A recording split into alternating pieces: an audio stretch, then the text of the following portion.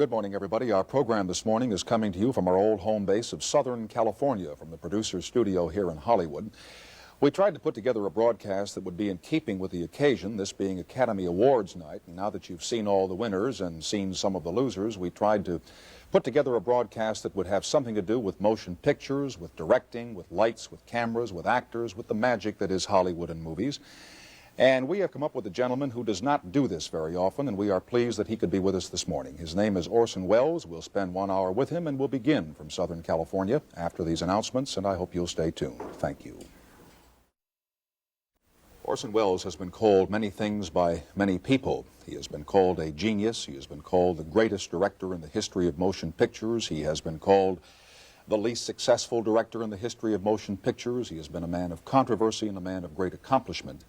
And I am pleased that we can spend some time with him on the program this morning, because he does not do this very often, since he doesn't have to and probably doesn't want to. He is from Kenosha, Wisconsin. Somebody once said to me, why are all the great people from the Middle West? Johnny Carson and Dick Cavett and yours truly and Orson Welles. And I said, well, because people from the Middle West are usually brighter than are most other people. So I welcome you here, and it's a good thing that two guys from southern Wisconsin can sit down and shoot the stuff here on network television for an hour. What part of Wisconsin are you from? Well, I will ask the questions and you will give the answers. Oh, I see. All right. That's how I have this planned, and then if it All doesn't right. work, we'll change it around. But you wouldn't just tell me that? I'm from Milwaukee, which is right near Kenosha. Yeah. When I was a kid, my father and I used to go down to Racine in Kenosha, and he'd call on hardware stores there, and then we'd go over to Lake Geneva and get malted milks and go back to Milwaukee.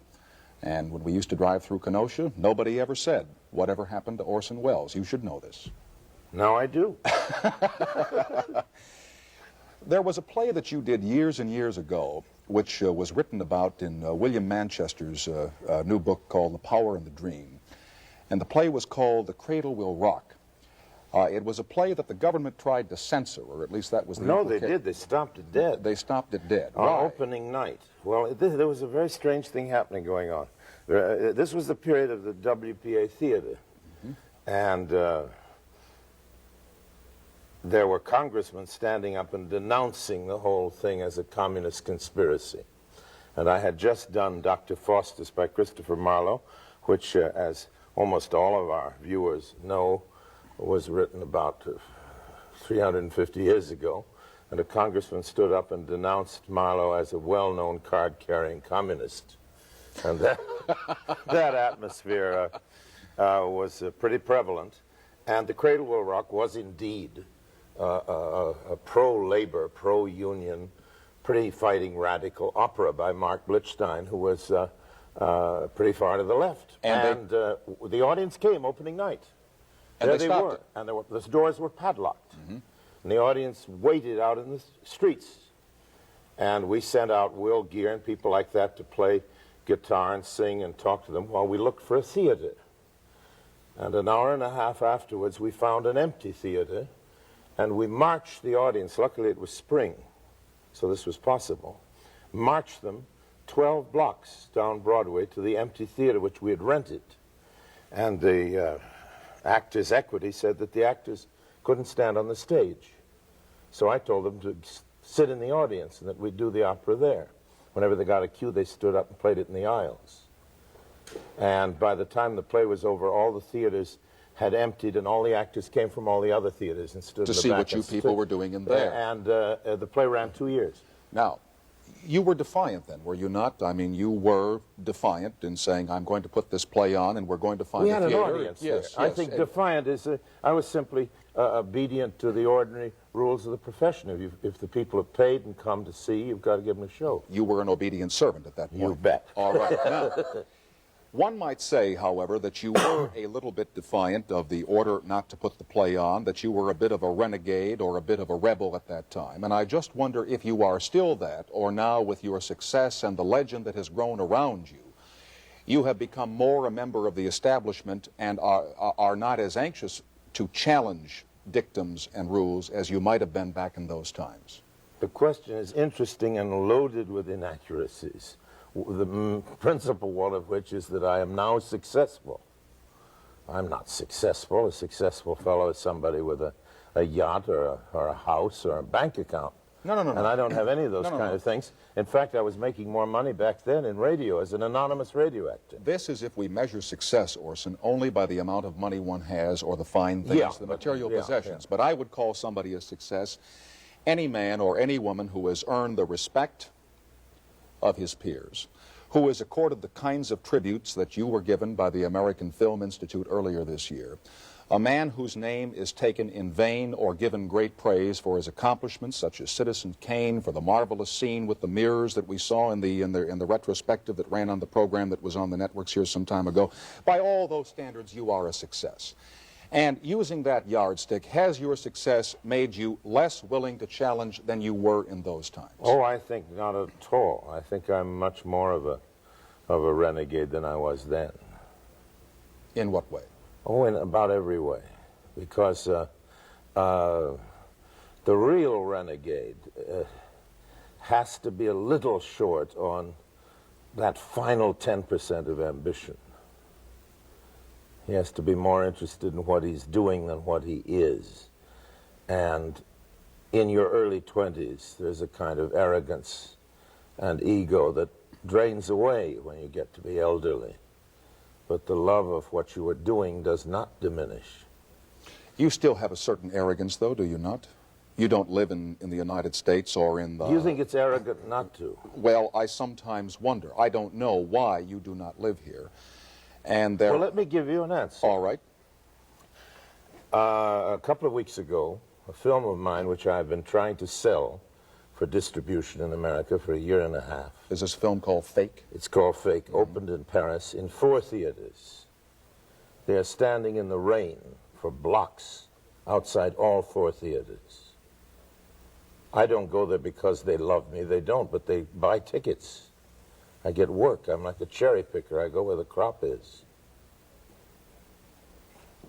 I'm not sure that answers the question as to why you do not live in the United States, or why, in the words of some people, you've turned your back on Hollywood or on Los Angeles. Well, I never did live here, Tom. I never really did. The minute we finished on Friday night, I was in a plane and in Mexico, or at the very least in San Francisco. I never lived in this town. Could that be why you can't sell that picture here? Why, if this picture is playing to people standing in the rain in Paris, why would not some smart distributor in this country buy that picture from you and make himself some money on it? Well, we can sell it to a smart distributor, but not on the right terms.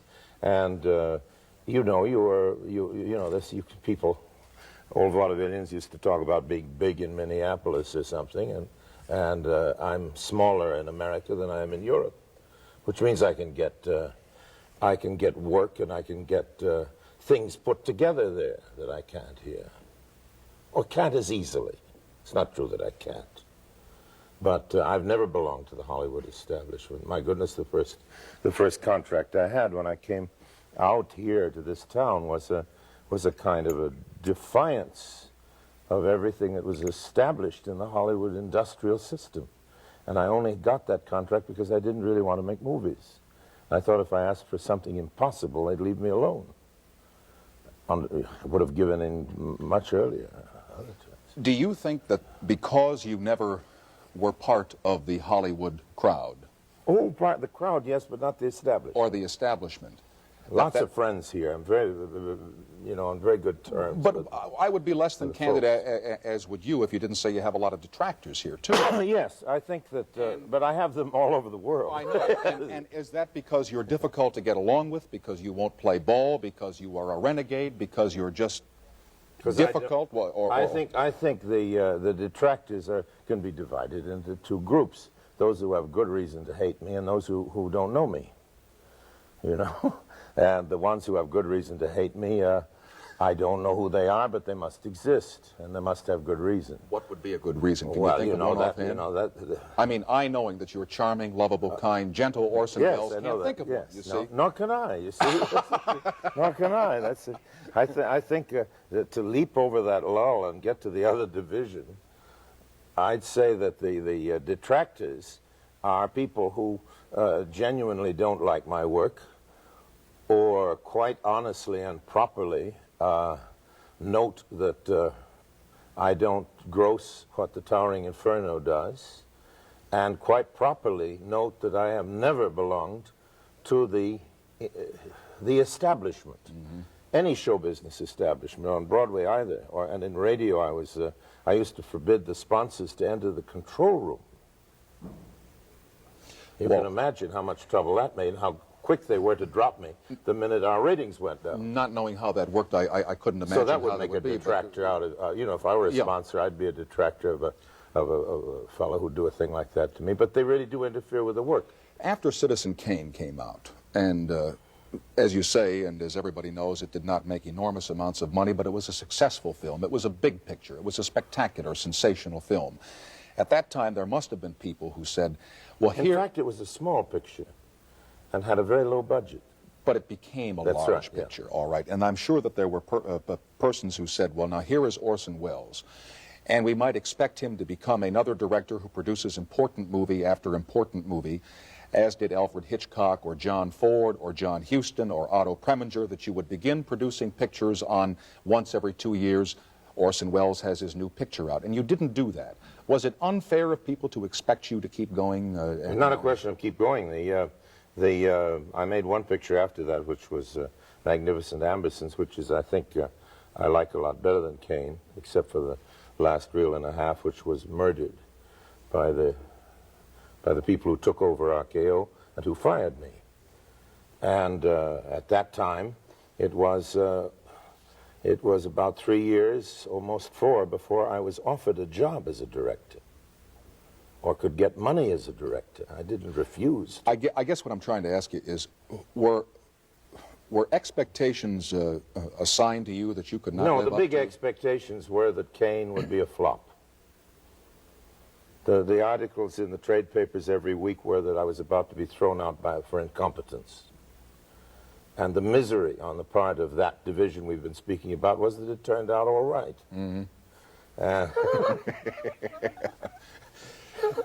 When there were stories in the trades that maybe you were incompetent, did you ever think to yourself, hey, maybe I am?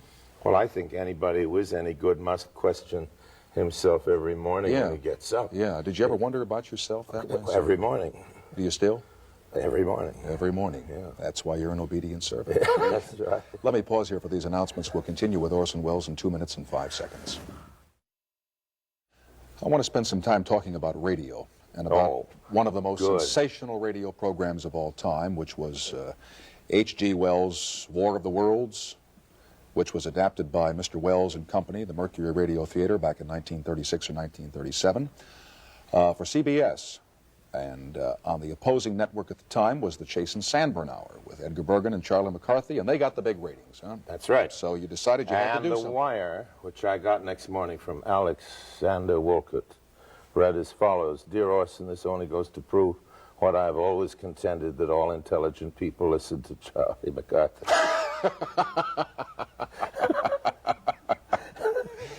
Our ratings dropped quite dramatically that night, yes. What, the night of War of the Worlds? The night of the War of the Worlds. Your ratings dropped that night? It was the lowest ratings we had that year. Well, now, somehow I'd been given to believe that your ratings were low in that program. Our ratings were high, and they dropped on the night of that show. Now, why we had already sold our show commercially when we did the War of the Worlds. I had been on the cover of Time 2 years before the War of the Worlds. Everybody has an idea that that was the sort of beginning of what I can call my career. Yes, but it's not true, because we had a very successful radio show for 2 years. Our ratings were very high. We were giving Charlie a big run for his money. I thought exactly the opposite was true, that you were dying on CBS, and you thought of this as a sensational gimmick to get an audience in. Not at all, not at all. That may account for the fact that so many people believed the Earth was being invaded by Mars. They were all listening to Charlie McCarthy, and the program, the Chase and Sanborn Hour, did not have Charlie McCarthy for the whole time. So they had Winchell at the end, who came on and said, "It is not true, ladies and gentlemen, that the world has been attacked by the Martians." But by that time, they were listening to you. They weren't listening to anything by then. They were out with towels on their heads, running in the streets, you know. Now, when you were putting that together, did you and the staff say, this'll really terrify them? Yes. This'll really get them? Yes, but we didn't think it would get them that much or that many. You know, this was done for the benefit of a certain lunatic fringe And we did realize the extent of the fringe, which included some good friends of mine. You know, John Barrymore heard the program, and he had a kennel full of Great Danes. And he went out and opened all the gates and said, you know, fend for yourselves. You know, believed that it was the best thing he could do for the beasts. When the broadcast was over, the police were... The police were already in the control room during the broadcast, not knowing who to arrest. And what did they say to you? Or what did you say to them? The police couldn't say anything. By that time, the people were phoning, you know. We were taking calls. People were saying, you know, I don't know if you think you're funny or not, but my wife is in the church on her knees praying and so on, you know. And we were saying, sorry, sir. You know, all of this is going on. And I had a dress rehearsal in my theater, and I had to leave. And, you know, a dress rehearsal for a play is much more important than anything like that to all the actors. So I went, it was a different cast. I went, you know, I said, you know, we did a show. And I said, never mind, get to work on the show. And during the intermission, I went out for a minute. Now on Times Square, I see my name going around that Times Square building. The news the old flasher, news thing. And I came back and said, hey, fellas, you know my name? And they said, please, stop talking about radio. It doesn't matter. Stay on the show. And then suddenly in came 2,000 newspaper men and killed the dress rehearsal. So I tried to get back to my hotel, which was the St. Regis. And I couldn't get to the hotel because crowds gathered around it. This was all within a few hours. And what did you think then? Hey, Well, Orson, everybody thought... Maybe you've overdone this? No, everybody thought I was done forever, except myself and I think 2 or 3 other people. I thought it was a riot, very funny, and could do nothing but good. But, of course, in CBS it was very funny, because there wasn't a vice president seen in that building for 2 weeks. You know, they had the elevator man sitting behind the desk. You know, they didn't know what their responsibility was, you know, because all kinds of things happened. You know, people went out and did injury to themselves. There were requests that you... There were regrettable incidents. I met a fellow... Weren't there also some requests that you be put away? Really, the requests were not that. The public wasn't angry, really, by the next day. The newspapers pretended to be, because they'd been fighting radio as an advertising medium all these years. And here was the chance to get it. And they were wrong. After 3 days, it was apparent that the whole American public thought it was a riot and very funny, and that the newspapers were out of step, and they had to get into step. But reading the newspapers, it looked as though I'd never get another job and be lucky not to go to jail and all the rest. Of course, there was nothing to put anybody in jail for, but somebody did an imitation of that show in Chile, not long afterwards, 2 or 3 years afterwards, and he spent 5 years in the lockup. They had a law in Chile. Now they have laws that you can't pretend something is true on the radio when it isn't. But they were written because of that show. Except when the commercials come on, then you can pretend anything that you want to pretend. Of all the things that you have done, you did some few things for television, I think, two... Not much, but radio is the thing I love most of almost any medium I've ever been in. I've never enjoyed anything so much as radio. Everybody I've talked to who was in radio during that time, when radio was the national entertainment medium, says that was it. Why? What was it about that? It was just more fun. It was live, you know, with a wonderful excitement of what can happen when anything can go wrong, and such extraordinary things did go wrong.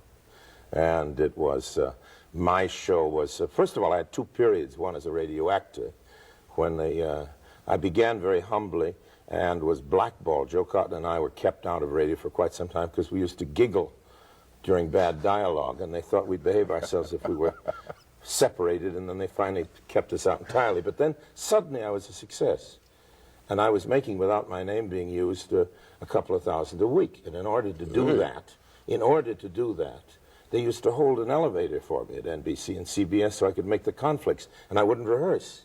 So I'd come in the door, they'd hand me a script and say, 80-year-old Chinaman, dying. And I'd say, oh, come to me, son of the... Out, into the taxi down. Wait a minute, let me have 80-year-old Chinaman dying again. Let me have it. I used to do it better. I suddenly realized I shouldn't have gone into that. 80-year-old any person, living. No, I did all the parts. They just told me I was the shadow, as you probably know. Lamont Cranston. Lamont Cranston, playboy by day. I never ask anybody to do that. I couldn't do it. You could not do it right now? I couldn't do it then. I had to get I had to get somebody to do the laugh and then imitate it right away. I never did it right for the sponsors or anybody else. I was quite poor at the laugh, but I imitated somebody who was good at it. Now, I used to imitate you doing that, and I thought I was pretty good at it. You were better than I am, I'm sure. Yeah. It was one of those situations. It was embarrassing. It was the only recorded show I did on acetate in those days, of course. And I was in an embarrassing position once, which I can't describe on a family medium. And at a key moment... It's almost 1:30 in the morning. They're all asleep. At a key moment, and you can imagine what that might have been. A voice came onto the radio saying, the shadow knows. Crime does not pay. I had to go right out to the dog races. You mean that you were doing something else when your voice came on the radio? Yes. I think I got it. See? Yeah. Yeah, or trying to. Did you want to use that? About to. Well, I hope it wasn't. And thwarted by an acetate. Mm-hmm. That must be a scary feeling, you know, to be in that position and hear your own voice saying, yes, the shadow no. Mm-hmm. Crime does not pay, you know. And it didn't. It didn't. That was the only recorded show. All the rest were live. And as I said, I had two careers. One was as an actor, and I used that money for my theaters to put money. I'm the only person who ever put money dishonestly into a government project, into one. How so? I kept using my money from radio to get props and scenery and so on for the WPA so we could get it on in time. Because of all the bureaucracy, it took forever to get shows on. And then I had my own show, and that was the most fun in the world because we had every big star who ever lived every week. We did an hour show with a 40-piece orchestra and marvelous writers, and it was just a great, exciting thing. And our only big competitors were DeMille, and who had, you know, Welcome to Hollywood, Lux Radio Theater, you may remember, which took 5 days to rehearse, and we did ours in one. Which made it more exciting because it was worked terribly fast and with marvelous actors and writers and everything. Maybe the fact that you had such control then led you to demand that kind of control in movies. Huh? That's why I demanded it, because I was having so much fun in radio and in the theater that movies didn't tempt me all that much. When you asked for that control, did you honestly believe that you were smarter than, better than, quicker than all the other people, and that they were dolts and you had to keep them out? Not at all. I believe that the only good work I can do has to be my own particular thing.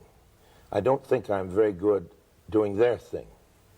It isn't because I was smarter. It was because, in this case, because I was dumber. I'd never seen a movie camera. And the only way I could have control would not to have somebody around saying, you can't do that. Yeah, there are a lot of those people around, as you know. Always. Hey, we can't do that. Yeah. How about the picture? No, can't do that. Yeah. I was lucky, though. I had a great cameraman. I had Greg Tolan, and whatever I said, he'd say, well, it can't be done, but we'll do it. And that's almost unique among Forgive me, those guys. But all the things that are talked about in your life as being innovated by Orson Welles, how many of them were a cooperative effort by Orson Welles and people like Greg Toland and Henry Mankiewicz? An enormous amount of them, of course. Of course, and I have, you know, there's some things that I innovated, which I don't get credit for, and I get credit for some things I didn't do at all, like ceilings. Yeah, everybody says... I didn't at all. There's ceilings in movies all over the place before mine. Just not that many. Yeah. 20 minutes of ceilings. Yeah, sure. Now, before I pause here for these announcements, let me tell you that this will be on the air the night of April 8th, and make certain that you're not trying to do something else when you should be watching this program. Have you got it? You got it. We will continue after these announcements. One of the people that you have had a relationship with was Harry Houdini. You had a great interest in magic at one time. Yeah, I still do. And still do. I still, do you perform? Yeah, do you do tricks? Yeah, I'm a pro. I've worked a couple of times in Vegas. I worked in nightclubs in Europe sometimes. What do you do? Close-up or great Everything. big illusions? Everything. Or what's your favorite? What is the Orson? Mentalism now, you know, that kind of stuff, but I do the whole bit. What, you tell me my Social Security number? Or? Yes, for better pay. Wouldn't want to spoil you, sir. You know, now that you mention that, you said a while ago that you're not successful in terms of material possessions or great wealth or great income. There are so many people who have the reputation, such as yourself, of being independently wealthy, that you've made millions of dollars and you can just float about the world doing as you please for the rest of your life. And yet that is not true, or if I'm being presumptuous No, in I saying... spend it all on my movies. I'm my own principal backer. Otherwise, I wouldn't be a functioning director. But you don't have great wealth. No, how could I? Nobody who puts money into pictures has great wealth. Ask the banks. Are things expected of you that maybe you cannot afford, that you have to maintain a certain level of opulence or affluence? No. I don't maintain any level of opulence or affluence at all. I just look rich. That's all. Well, not in this. Fat is the word. Not in this.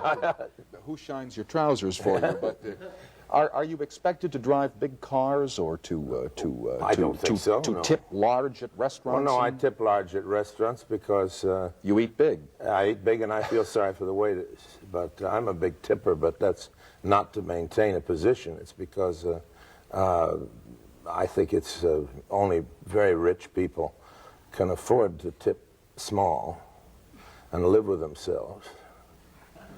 You know, that's a special breed, rich people. They watch the dimes, and the rest of us are pretty easy spenders in that respect, but that's not to keep up a front. You know, I've never been much interested in But that. you don't feel any pressure that hey, I'm Orson Welles and I have to do these certain things. I don't even stop and say, hey, I'm Orson Welles. You don't? You know, no. No, that would be an embarrassment. How so? Well, don't you really think it's embarrassing just to address yourself and to By your name, yes. Except, or in any way. Except that I can't imagine how it would be, because you've had so much written about you, and you have so many people who are interested in what you do. And you were on the cover of Time magazine at the age of 20 or 22, and you were so far ahead of your time in achievement. And you must sometimes think of yourself as being a special person. You just must. Well, you have to protect yourself and not think of that person. You know, just as there are subjects we don't think about. You know, it's like avoiding the mirror. You either like to look in the mirror or you don't. I don't like to look in the mirror. Well, there's an obvious answer to that. But I don't much like to look in any form of mirror. And so you don't worry about yourself. I think as little of myself as I can, because I think that really, I'm going to get a little heavy here. I think that's really what all of the self-respecting religions are about. They are trying to prove that the self is our enemy. And the only way that people, you know, who've got to be well endowed with ego, as anybody in any form of show business has to be, or we wouldn't stand up in front of the public and ask them to be quiet. But, and listen, anybody who has that kind of presumption out of protection, self-protection it seems to me, has to fight it and think of the work instead of yourself, and not the work as a reflection of yourself. You just used the word religion. Are you a religious man? Yes, I'd say so. Not formally. You don't practice Catholicism or Judaism or Protestantism or any of those? I'm sorry to say I'm without that kind of faith. I wish I did have it, but I can't make that. But when you say religious but not formally, what does that mean? Now, for me, it means not hurting people and trying to do right by others and trying to, well, but are not ethics some form of religion? Part of it, some part of it. But you also have to include the sense that there are things bigger than yourself, and one of those conceptions is the idea of God, and the other is the idea of goodness, and all of that kind of thing. I think religion consists of holding firmly to the notion of things bigger than yourself. I think that's a religious attitude. And when you say something bigger than yourself, do you mean people even movies, even the job we're doing, even this box is bigger than we are. Much bigger. What about and we must have respect and love for it and not think of it as a mirror. What about the future? Is that bigger than we are as well? Those who will follow? You mean humanity's future? Yes. Oh, I take a dim view of that. You do? Yeah. How dim? Oh, terribly Well, black. example, the world is going to end? Oh, I think so. Yeah. Martians will invade? No, nothing is entertaining as that, I'm afraid. I think we're invaded by people. I don't follow. Well, there are too many of us, and we're the only animal on the planet we are obviously capable of some kind of semi-divinity, but we're also obviously sick and bent on destruction, and we now have weapons which we are not grown up enough to handle. We have machines to live with that we can't deal with, and a technology that's way beyond us. And what about ourselves, our own reproductive faculties, which are increasing the population of the planet even more than any sophisticated machine or a nuclear device or something like that? I don't say there's no hope. I'm not without hope, but it would be very hard to be optimistic at this moment. We will continue with Orson Welles and his less than optimistic feelings after these announcements. Just one more thing about your own personal philosophy, your own personal religion, and that is your concept of afterlife or hereafter or your own immortality. Do you have any feelings on that? What do you think about dying? Are you afraid of death? No. I'm very interested in death, and always have been. I think about it all the time. I have ever since I was born. I think it's very hard to enjoy life unless you live in the presence of death. But as for life after it, I haven't any idea at all. Be glad to send you back a message when the news comes. You know, they tried that once. They got 4 people together, and I've told this before, and I can't remember the names, but who was the guy that played Tarzan? Lex Barker? Is that does that ring a bell? He was one of them. And he Elmo Lincoln was another. Yes, and but Lex Barker, Weissmuller, but Lex Barker is dead. Is that? I don't want to kill somebody here who's not killed. Anyway, the National Enquirer magazine or newspaper got Lex Barker and 3 other very prominent people in the entertainment arts to write a message in an envelope and seal it in their safe in New York. Well, when Lex Barker died, his instructions from the Enquirer when he was alive were to send back this message from the other side, and through a medium it would be written down and the 2 things would be compared. And they compared them, and they never arrived at a definitive conclusion as to whether or not Lex Barker was really in fact talking from the other side. And I just wondered if you thought that that was possible. Well, you know, there's an origin. The origin of that experiment is with Houdini, whom you mentioned before, who made a great career of exposing phony mediums, but deeply wanted to believe in spiritualism at the same time. And he wrote a message which he gave to Beatrice, his wife, and he came from Racine, by the way, right next door to Kenosha. That is true. Same town as Spencer Tracy. And that message was supposed to come through, and if it would come through, there was some 10 or 20,000 bucks for the medium who could make it. And it went on about 20 years with a seance every year with every big, heavy medium on it, and it never came through. Do you believe in any of that stuff? I don't believe in spirit messages. Whatever there is, there can't be anything that sordid. Some of it is awfully persuasive, though, don't you think? Spooks, no. Spooks meaning that I think that maybe we cast reflections of ourselves into the future. I think there may be some weird thing like that. But we're always behaving like idiots when we're spooks. So I think it's like a distorted, like an echo chamber in time. I really don't think the spooks come back. I believe in all kinds of spooky things. Because they happen. It's kind of silly to pretend they don't. Precognition and clairvoyance and all that kind of shit. Sure. This is why I say sometimes, no argument about that. Sometimes you wonder because strange things do happen. But I don't really like the ectoplasm and the, Little Feather, the Indian princess, tells me that Uncle Harry is happy.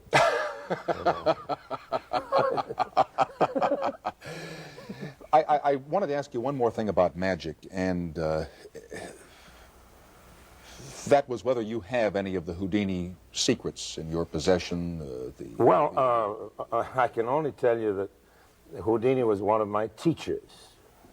I had 3 great teachers, and Houdini was only a casual one because he did it as a favor to my father when I was a little boy.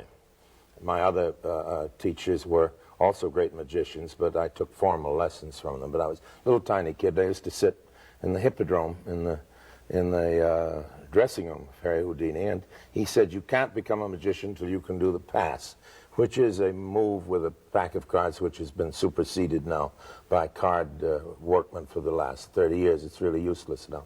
But you have to do it. But at the time, that was the thing to be able to do. Yes, it was the basis, ABC. Yeah. And here I was studying it away, fumbling away, and the door opened, and a fellow came in from, I think, a famous magician supply house, and said to Harry, I've just got a great new vanishing lamp. He says, good, I'll put it in the show tonight. And he had told me that I must practice every trick 1,000 times. And I was up to about 200 when I heard these words. And I've never really felt the same about anything. If he can do it the first time, why can't we all?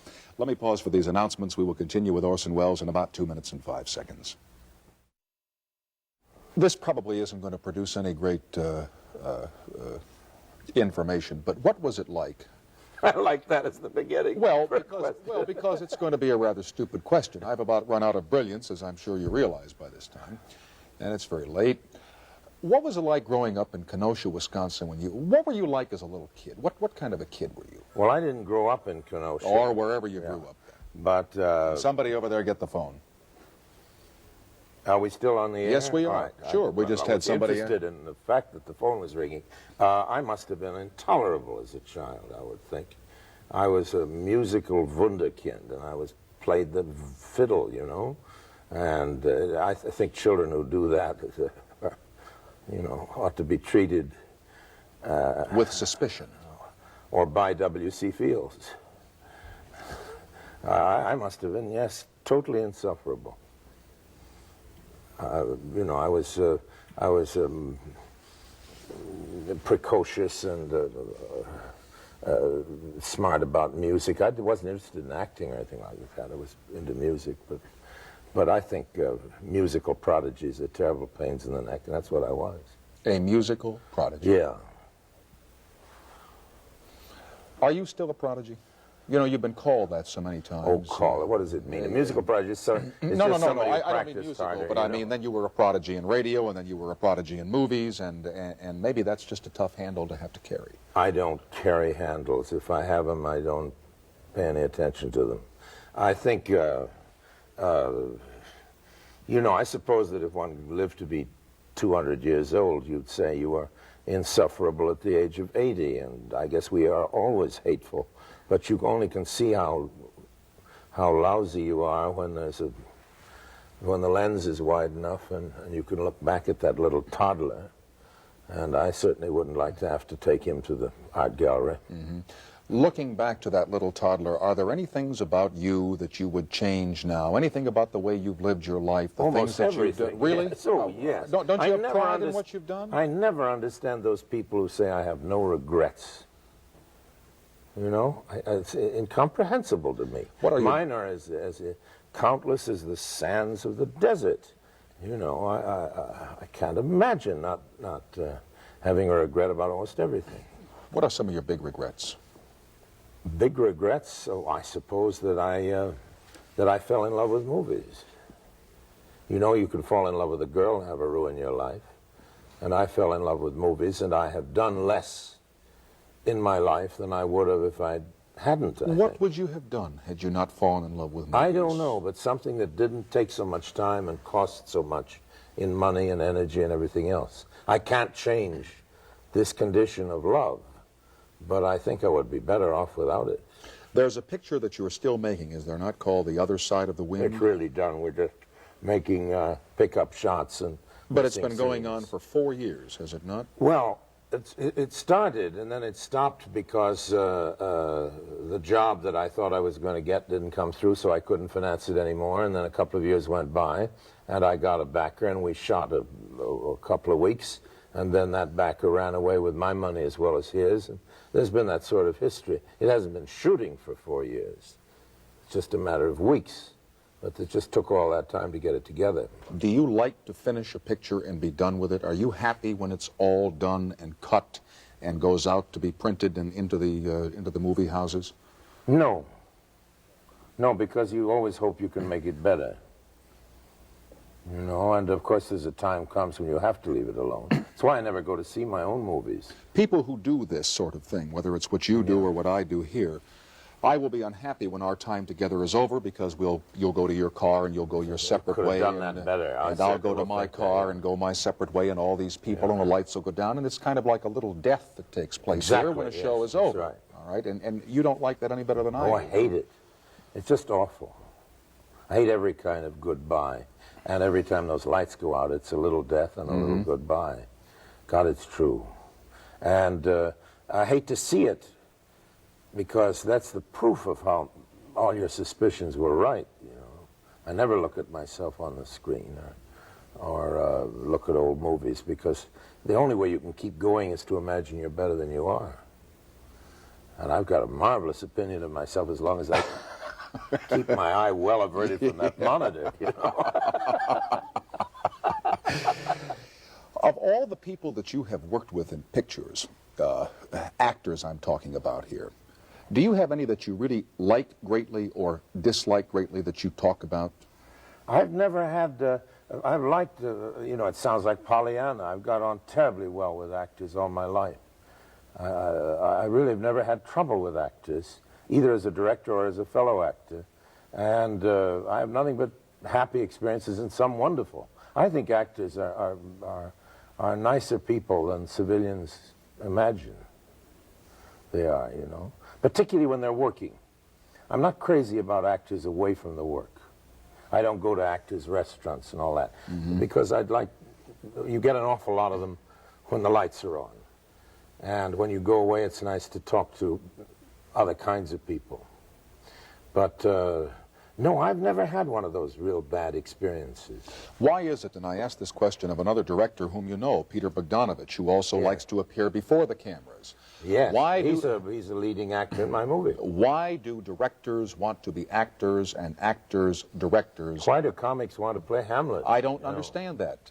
Or singers want to learn how to dance, or dancers learn... Well, I'll tell you about Peter Bogdanovich. He is... Well, I'm sure you will. At least as good an actor as he's a director, and I think better. He's a marvelous actor. So he's right. I think that yearning to get there is because he's great at it. And wait till you see John Huston in my picture. He gives a performance such as I've never seen on the screen. What's he doing back of a camera? He's been there for a long time and been quite good at it. Right, but the question still holds. All of a sudden, Question he had a still yearning, holds. or somebody such as Well, I yourself. saw him as an actor before he ever came to Hollywood, too. So, it's, you know, it's... I think people, if you can do it, you can do anything. When you are not doing pictures, and when you are not involved with financing them, or shooting them, or casting them, what do you do for fun? Now, you don't have a yacht. You told me that. No, I sometimes hustle my friends' yachts, you know, but I don't have any. I do whatever's going. I have lots of interests. The only exception is spectator sports. You don't like those? I don't like them. Why not? I have no competitive sense. That's why here we are on the night of the awards, and I don't care who wins any game I'm in, or who wins any contest, either for best actor or best shuffleboard player on the good ship, whatever it is. Lollipop, I think. Lollipop, that's Yes. the word, and thank you, sir. You're... No, you wouldn't, because I suspect that your biggest competition is Orson Welles. Huh? You do compete with yourself. I try not to. I hate competition in itself. I hate the idea of getting better than. I think it's great to be up there. It's lousy to be down there. But to be the top is both dangerous professionally and tends to dizziness. Before you leave, would you give me the name of your voice coach? Yes, John Huston's aunt. Now I know. Thank you Yes. very much. Wally Huston's sister. Well, the time is gone for this, and I have enjoyed it immensely. And I hate the small death that will occur when these lights go down, but I have no other choice except to thank Mr. Orson Welles, and we will continue and tell you about tomorrow's program after these announcements.